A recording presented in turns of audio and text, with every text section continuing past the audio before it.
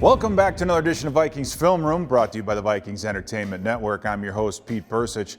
Now, the Minnesota Vikings, on their quest to get back to 500, have to head down to Carolina this weekend. Now, these Carolina Panthers are celebrating their fourth home game out of their first six.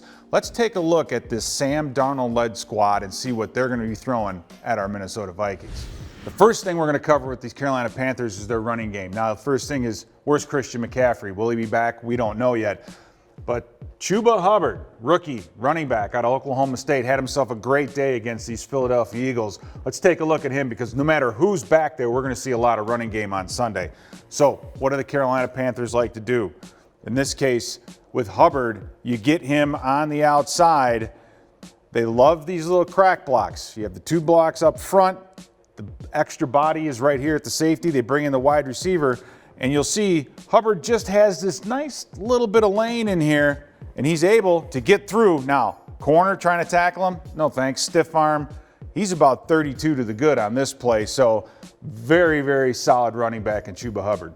Okay, so we saw the outside zone. How about the cutback? And a very efficient blocking scheme up front. They're getting positions on everybody. They're blocking down on the three technique who loops underneath. They're kicking everybody out, and you're going to see there's this lane right here. And Chuba plants that foot and gets north and south in a hurry, gets up to the second level on those safeties, a very explosive 11-yard run. Another thing I like about Hubert as a running back is his patience, especially with letting things in front of him develop. You'll see on this off-tackle play, he has a double team right in front of him. Now, he has a lot of options right here, a lot of green space, but he decides to take it right here. Why? Because he sees this block from his tackle and it's going to push the defender past the play, the over pursuit of the linebackers. And if not for him just bumping into his guard right here, this thing may have been a touchdown. He plants his foot, gets north and south, little bump right there, it slows him down. Touchdown saving tackle made. He can really read his blocks in front of him. Now, leading this whole group is Sam Darnold. There's kind of three faces of Sam Darnold, and we're going to go through them quickly here. The good, the okay, and the not so good. So with Darnold, he's a very, very good talent, able to see things and make plays down the field. In this case, he gets cover two. He sees the middle of the field is wide open. You'll notice a clear pocket. He's going to thread this needle and get this ball in here. This linebacker needs to get just a little bit deeper. You notice he has cover two. The middle of this field's wide open. Get that big, tall tight end in the middle of the field. Fires this thing right on the money. Big catch, big play. Darnold knows how to pick apart coverages. Another great example of Darnold when he just gets to sit in the pocket and look at your coverage. Robbie Anderson, very good wide receiver. You're going to see Philadelphia here playing a classic kind of three deep type situation. Watch this linebacker underneath. If he sits here, this is the old cheese route. Sit here, hold your zone.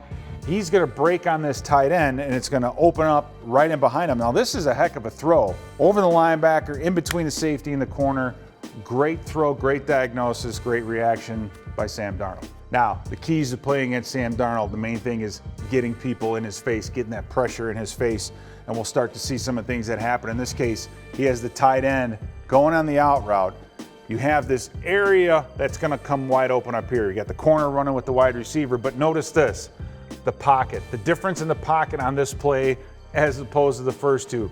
It's packed in there. He's not able to follow through on this throw because of all the bodies in front of him, and you'll see tight end is wide open, just sails it over his fingertips. So getting people at his feet is imperative. All right, another example of what happens when you can put pressure on a quarterback, not always resulting in incompletions and sacks, but decision making. On this play, you're going to see middle open type coverage. He has two receivers open. This whole area underneath these safeties, these two alleyways right here, these two linebackers are looking at the check down. This guy here is wide open, wide open. Take the ball, throw it here, bang that, move the chains, get your first down. But because of everybody in his feet, throws the check down. So even though routes are coming open down deep, when he has people in his face, he's going to rely on that check down. All right, now we have the third phase, when you see what the pressure can really do and how it brings about inaccuracy and incompletions. Darnold at the top of his drop. The middle of this field is wide open, and this route's coming right in here, sitting down past the sticks. You have a crossing route to occupy the underneath linebacker. Quarterbacks in the NFL make this throw all day long. The pocket is okay, but it's breaking down. He knows that someone's barreling down on him. He decides, I'm just gonna try to get it to my check down. That's how the D-line has to work with our defensive backs this week. And finally, we're gonna end with just a classic on how you play cover two. This is highlight reel stuff. This is coaching reel type stuff. Notice Darnold drops back. You have the corner up top. He's sitting here. If this receiver continues, he has to play the flat. He's widening, but he has to fill this gap right here. You have the safety over the top, this window. We've seen it on this show before, this window that quarterbacks will want to get the ball into. But notice what's going on back here. Again, Darnold in his own end zone. The pocket is being squeezed. These aren't wins. These aren't sacking the quarterback. This is just getting him squeezed and getting him into a tight space. Because of that pressure, he's going to try to force this football into his wide receiver, and the corner plays beautifully, jump up, interception, picks that thing off, returns it all the way to the 12-yard line. And oh, by the way, because of this good Carolina defense, the Philadelphia Eagles had to settle for a field goal on this drive. Finally, a couple highlights of this very, very good Carolina defense. Dante Jackson with one of the best plays I've seen in a long time. You'll see him up top. You have a little switch route, Zach Ertz, right? Wide receiver running up the field. If you watch, you see his eyes, they are focused on the receiver. They have him sandwiched in there, but watch what happens when Darnold decides to throw this pass. He flips his head around to the opposite side, so he makes a speed turn. Normally a corner is gonna wanna open to the football. He does the speed turn, gets to the sideline, and becomes the wide receiver, picks that thing off. Unbelievable play by Dante Jackson. Okay, defensively, you're also going to have to handle and figure out what you're going to do with Hassan Reddick, second in the league in the sacks right now. We talk about Danielle Hunter and his transition from run defense to pass rush. This is a perfect example of that. This is a second down play, running back in the backfield.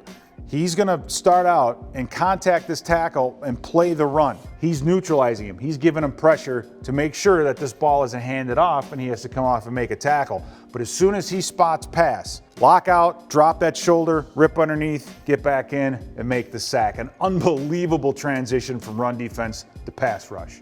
The next play, second down, sack, they go to third down, right? Third and long. You see this middle is opened up. Why did they do that? They give 2-3 techniques. That gives the ability for these two defensive linemen to play some kind of a game and these two linemen to play some kind of game. You're trying to put the center in a bind. That's why they do this. But when you're good, you don't need games. Watch this speed rush off the edge. This tackle has no chance to get off right on the snap, beats the tackle clean, crowd noise. That's what you're going to have to deal with on the right side. So Brian O'Neill's going to have a busy day. So overall for this Vikings team, you're going to have to find a way to stop the running game, stop Chuba Hubbard, Christian McCaffrey if he's on the field, put the game in the hands of Sam Darnold, then pin your ears back, rush him, make him be a drop back passer. Offensively, you got to find a way to make it work. You've got some great corners. We saw Dante Jackson, and we have to make sure we protect Kirk Cousins.